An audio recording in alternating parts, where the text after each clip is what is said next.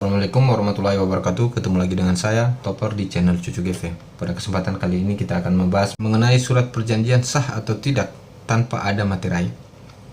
Dan sebelumnya jangan lupa like dan subscribe dan aktifkan lonceng teman-teman, karena subscribe Anda membuat saya semangat untuk membuat tema-tema seputar dunia hukum.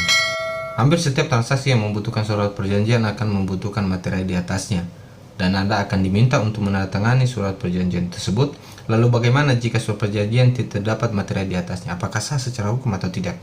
Banyak orang yang menganggap bahwa surat perjanjian yang ditandatangani di atas materai menandakan bahwa perjanjian tersebut sah secara hukum. Padahal sah tidaknya suatu perjanjian tidak ditentukan berdasarkan ada atau tidaknya materai.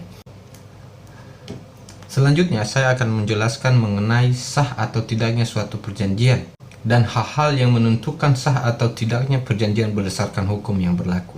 Yang pertama yang kita akan bahas adalah tentang fungsi materai dalam surat perjanjian. Hal yang pertama yang perlu Anda ketahui mengenai adanya fungsi materai dalam surat perjanjian sebenarnya sudah diatur dalam pasal 1 ayat 1 Undang-Undang Nomor 13 Tahun 85 tentang Bea Cukai atau Undang-Undang Bea Materai, menyebutkan bahwa fungsi materai yang sebenarnya adalah sebagai pajak atas dokumen untuk jenis-jenis dokumen tersebut dikenai bea materai, sehingga membubuhkan materai dalam dokumen dapat diartikan sebagai objek pemasukan bagi kas negara. Adapun mengenai jenis-jenis dokumen yang dikenai ataupun tidak dikenai bea materai ditetapkan lebih rinci di pasal 2 dan pasal 4 Undang-Undang Bea Materai. Ada 4 hal yang menentukan sah atau tidaknya surat perjanjian. Jadi, jika materai tidak berfungsi sebagai penentu keabsahan surat perjanjian, hal yang membuat perjanjian sah secara hukum, ada 4 hal yang menentukan sah atau tidaknya surat perjanjian. Pada dasarnya, perjanjian adalah kesepakatan antara dua pihak atau lebih.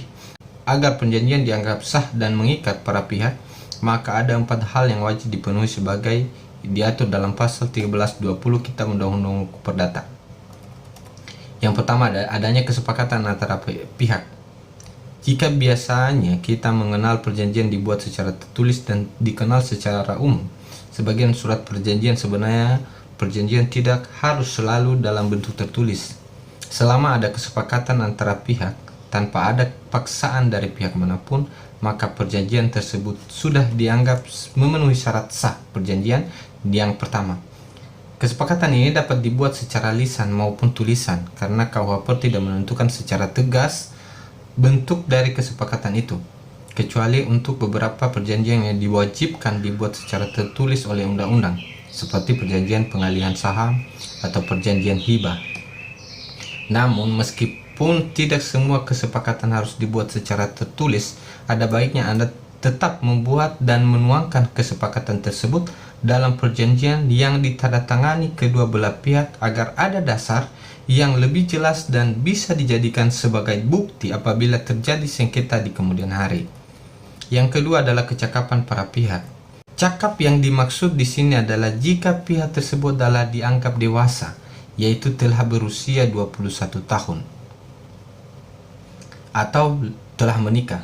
Selain itu, cakap menurut KUHP adalah orang yang tidak berada di bawah pengampuan atau orang yang mengalami gangguan pikiran sehingga tidak dapat melakukan tindakan layaknya orang dewasa pada umumnya. Jika perjanjian mewakili badan hukum, maka pihak yang mewakili badan hukum tersebut haruslah orang yang memiliki kecakapan dan kewenangan yang diatur dalam peraturan perundang-undangan.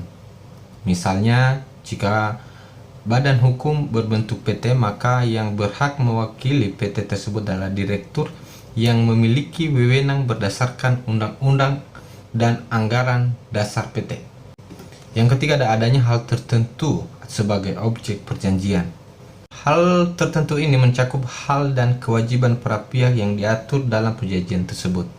Selain itu, terdapat objek yang diperjanjikan, misalnya dalam perjanjian sewa menyewa rumah, sewa menyewa kontrakan yang dijadikan objek dalam perjanjian tersebut, dan diatur pula hak kewajiban dari para penyewa dan pihak yang menyewa.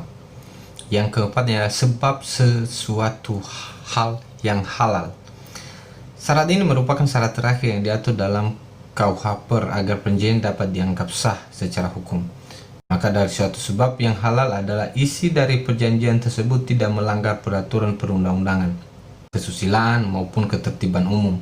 Meskipun isi dari perjanjian dapat secara bebas ditentukan oleh para pihak, namun tetap harus sesuai dengan hukum yang berlaku. Dalam hal ini contohnya memperjanjikan soal narkoba, maka jelas-jelas bagaimanapun itu sudah batal demi hukum karena membuat perjanjian dalam barang yang memang dilarang oleh undang-undang. Jika seluruh syarat di atas telah memenuhi, maka perjanjian yang dibuat antara para pihak dapat dianggap sah dan mengikat secara hukum bagi para pihak. Jadi Anda tidak perlu khawatir mengenai keabsahan suatu perjanjian apabila tidak ditandatangani di atas materai. Karena selama perjanjian tersebut memenuhi keempat syarat di atas, maka perjanjian tersebut sah. Tapi ada hal kelemahan apabila surat perjanjian itu tidak dibubuhi oleh materai di atasnya, di mana salah satunya adalah tidak bisa diajukan sebagai alat bukti di pengadilan. Setelah membaca perjanjian di atas, dapat kita disimpulkan bahwa perjanjian tanpa materai tetap sah di mata hukum. Meskipun sah secara hukum, perjanjian dapat atau tanpa materai tidak bisa menjadi alat bukti di pengadilan. Oleh karena itu, materai memiliki fungsi yang penting sebagai syarat dan dokumen yang dapat dijadikan alat bukti di persidangan. Namun jika Anda telah membuat perjanjian tanpa materai dan ingin menggunakan perjanjian tersebut sebagai alat bukti di pengadilan, Anda tetap harus membutuhkan materai di dokumen tersebut.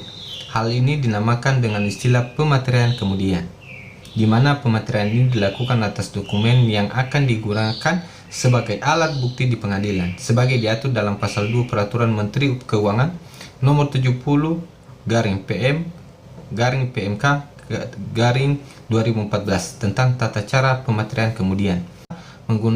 Anda dapat melakukan pemateraian kemudian dengan cara menggunakan materai tempel atau surat setor pajak. Perjanjian yang wajib dibuat dalam bentuk PPATK. Selanjutnya yang akan kita bahas di sini adalah perjanjian itu dapatkah dibuat di perjanjian PPATK.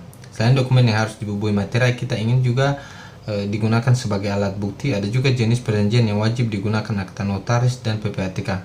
Meskipun perjanjian tersebut sudah memenuhi 4 syarat di atas, namun jika perjanjian tidak dibuat dalam bentuk akta notaris atau akta PPATK, perjanjian tersebut tidak diakui keabsahannya. Misalnya perjanjian hibah yang secara tegas diatur dalam pasal 1682 KUH bahwa penghibahan dilakukan dengan akta notaris, dan bila tidak dilakukan demikian maka penghibahan tersebut dianggap tidak sah. Itulah teman-teman yang kita akan bisa bagikan. Kesimpulan rekan-rekan dari yang kita bahas dari atas adalah materai bukan satu-satunya yang menentukan bahwa sah atau tidaknya perjanjian dari surat perjanjian. Tetapi ada 4 pokok atau ada 4 poin yang wajib terpenuhi terlebih dahulu dalam surat perjanjian tersebut. Dan selanjutnya ada surat perjanjian, walaupun sudah dibuat dengan ada materai, adanya unsur dari 4 poin yang 13-20 yang telah kita jelaskan dari tadi, maka apabila berkaitan dengan wajib dengan dibuat di depan notaris, maka itu bisa dianggap tidak sah seperti yang telah saya jelaskan dari atas. Itulah teman-teman yang bisa saya bagikan pada hari ini rekan-rekan. Semoga bisa bermanfaat dan bisa membantu rekan-rekan dalam menjalankan segala sesuatu dalam perjanjian-perjanjian yang mungkin rekan-rekan buat. Sekali lagi saya mohon maaf apabila ada kata yang salah atau ada kekurangan-kekurangan, dan apabila kurang sempurna menurut teman-teman. Sekali lagi apabila ada masukan dari teman-teman, saya sangat tunggu-tunggu komentar Anda di bawah dan sangat berterima kasih. Dan apabila menurut teman-teman ini bermanfaat, teman-teman boleh membagikan kepada kerabat-kerabat teman-teman semua. Sekian dan terima kasih. Saya pamit undur diri. Wassalamualaikum warahmatullahi wabarakatuh.